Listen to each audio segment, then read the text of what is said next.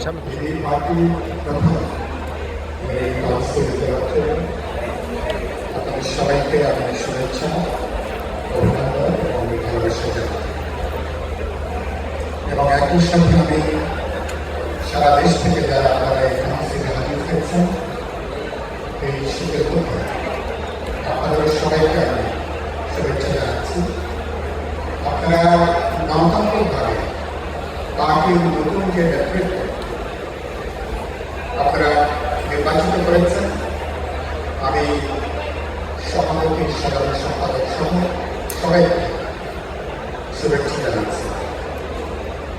আমরা 19শে জুলাই এবছরে যেদিন আমরা প্রেস ক্লাব অভিমুখে আমাদের বিক্ষোভ সমাবেশ ছিল, গণতন্ত্র মঞ্চের পেছনে সাথে এই পার্টি পৌঁছেছে। সেই মিছিল সরাসরি অনেক নামীয় পক্ষ থেকে গুলি করা হয়েছিল। মঞ্চের অনেক নেতা আহত হয়েছিল, এই পার্টিও অনেক আহত হয়েছিল।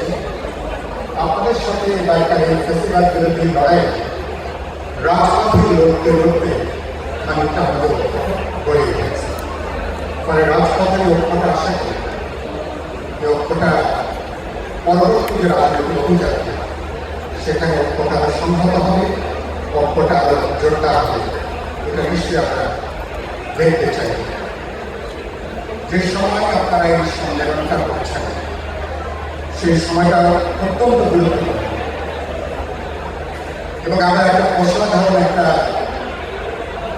বাংলাদেশের যে পুনরুত্থান, বাংলাদেশের এক ধরনের রেজারেকশন যেটা হলো ছাত্র শ্রেণীর জনতার গণঅভ্যুত্থানের মধ্য দিয়ে, দাবিটা ছিল বৈষম্য বিরোধিতা।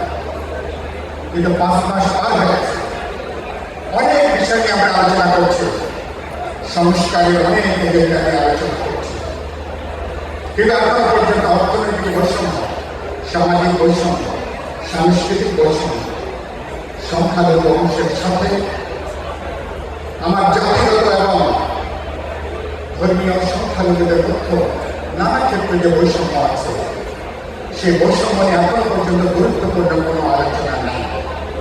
যতগুলো সংস্কার কমিশন হয়েছে, বৈষম্য বিরোধের ব্যাপারটা এখনো প্রায় প্রান্তিক পর্যায়ে আছে। যে গোটা দুর্নীতি অর্থনীতি দেশকে জিম্মি করে ফেলেছে, 17 কোটি মানুষকে জিম্মি করে ফেলেছে। গত 5 মাসে সেই দুর্বৃত্তদের বিরুদ্ধে আমরা এখনো পর্যন্ত কার্যকর কোনো ব্যবস্থা গ্রহণ করতে পারি। গোটা দুর্নীতি অর্থনীতি যদি বদল হতে থাকে, উপরে চমকান করে কোন রাজনৈতিক সংস্কার সমাজ থেকে রাজনৈতিক দুর্বৃত্তায়নকে দূর করা যাবে না।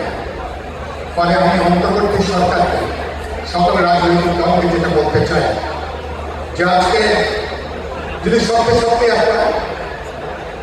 আমরা বৈষম্যহীন রাষ্ট্র সমাজ তৈরি করতে চাই, সংরক্ষিত গণতান্ত্রিক ভিত্তিতে, এই জায়গাগুলোকে সাথে আনা দরকার। সরকার বিপুল প্রত্যাশা, কিন্তু এই প্রত্যাশার পরেও মাঝে মধ্যে মানুষ সরকার পথ হারিয়ে ফেলছে।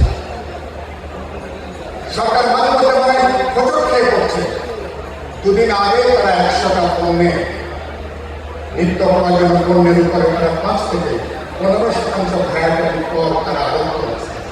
আগে শুনতাম বাজেটের সময় ভ্যাট এবং কর আরোপ করে, বাজেট হয়ে জুলাই মাসে 6 মাস আগে তারা এবার ভ্যাট এবং করের বোঝা তারা চাপিয়ে দিয়েছে। যে মানুষ এখন বাজারে বাজারে পড়ছে, কোটি কোটি মানুষ যারা এখন প্রচন্ড দুঃসহ জীবনযাপন করছে, ভ্যাট এবং করের বোঝা তাদের পক্ষে সামাল দেওয়া সম্ভব নয়। সরকার হাসিনার আমাদের মতন কেন আপনাকে IMF এর প্রেসক্রিপশন অনুযায়ী এরকম পণ্যের উপরে ভ্যাট আপনাকে আরোপ করতে হবে? কেন আজকে 5 মাসে মানুষকে স্বস্তি, নিরাপত্তা, শান্তি দেওয়ার জন্য মানুষকে আপনার ব্যবস্থাটা গ্রহণ করতে পারবেন না? এত বিপুল সমর্থন, খুব কম সরকার অতীতে এত সমর্থন নিয়ে তারা সরকার গঠন করেছে, কিন্তু আবার আপনারা IMF এবং মুরব্বীদের পরামর্শে প্রয়োজনীয় কাজগুলো না করে মানুষের উপরে নতুন করে দুর্যোগ আবার চাপিয়ে দেওয়ার ব্যবস্থা করছেন। এটা অন্তর্বর্তী সরকারের কাছ থেকে এটা নিশ্চয়ই আমরা দেখতে চাই। আপনাদের প্রধান এজেন্ডা 16 বছর ধরে যে মানুষ অবাধ নিরপেক্ষ বিশ্বাসযোগ্য নির্বাচন অপেক্ষা করছে, মানুষ ভোটাধিকার প্রয়োগ করতে পারেনি।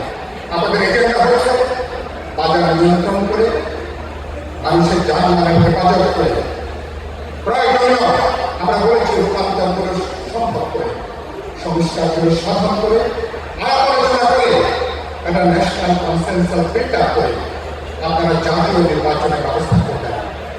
আবার কেন সেখানে স্থানীয় সরকারের নির্বাচনের কথাটা আসছে কেন? আমি সরকারকে বলতে চাই, অগ্রাধিকারের তালিকাটা ছোট করেন।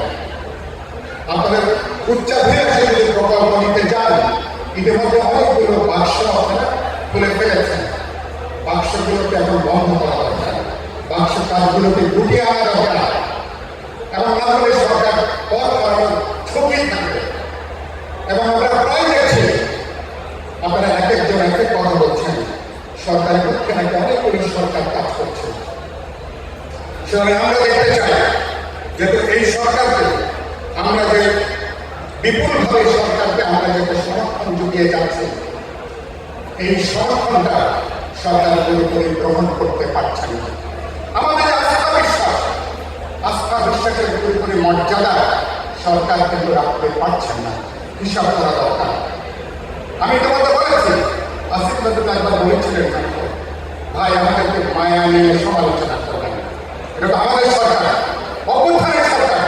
আমরা 16 বছর 36 দিন জানমাটি লড়াই করে হাসিনাকে বিদায় দিয়ে যে সরকার আমরা তৈরি করেছি, এই সরকার পথ হবে না, বিভ্রান্ত হবে না, হোচট হবে না। এটা আমরা দেখতে চাই কেন? এখনো পর্যন্ত সরকারের বিরুদ্ধে ভেতরে এবং বাইরে নানা শক্তি এখন তারা কাজ করছে। সেজন্য বলতে চাই, অনির্বাচিত সরকার, আমাদের সরকার তো এটা অনির্বাচিত সরকার যদি দীর্ঘদিন পথ চলতে থাকে, সরকারের জন্য বিপদ, দেশের জন্য বিপদ, এবং সমগ্র জনগোষ্ঠীর জন্য বিপদ। সেজন্য বলতে চাই, আপনারা জাতীয় কমিশন গঠন করেছেন, এটাকে আমরা স্বাগত জানিয়েছি। জানুয়ারি মধ্যে সংস্কার কমিশনটা রিপোর্ট দেবে, ফেব্রুয়ারি থেকে আলাপ আলোচনা শুরু করেন, বোঝাপড়া তৈরি করেন। দক্ষিণ আফ্রিকায় নেলসন ম্যান্ডেলা তিনি যে একটা ন্যাশনাল রিকনসিলিয়েশন করতে